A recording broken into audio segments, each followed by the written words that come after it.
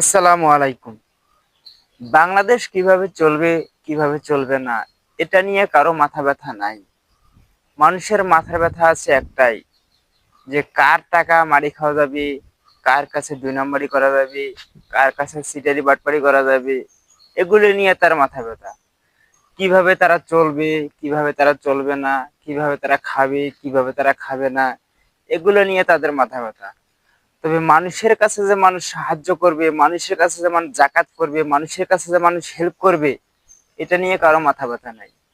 আমি আজ কয়েকদিন যাবত দেখতেছি মানুষের ব্যবহার আর মানুষের চরিত্র ভিডিওর মাধ্যমে দেখা যাচ্ছে যেগুলো, আমি সেগুলো তুলে ধরতে চাই, কিন্তু আমি পারি না। কেন না, আমি সবার চোখে ভালো হতে পারিনি, আমি সবার চোখে ভালো হতে পারলামও না। আমি কারো চোখে ভালো হয়েছি, কারো চোখে খারাপ হয়েছি। তাই আমি আল্লাহর চোখে যদি ভালো হয়ে থাকতে পারি, তো অবশ্যই আর একদিন ইনশাআল্লাহ সবার কাছে হাসি ফুটাবো, হাসি দেখাবো। কেননা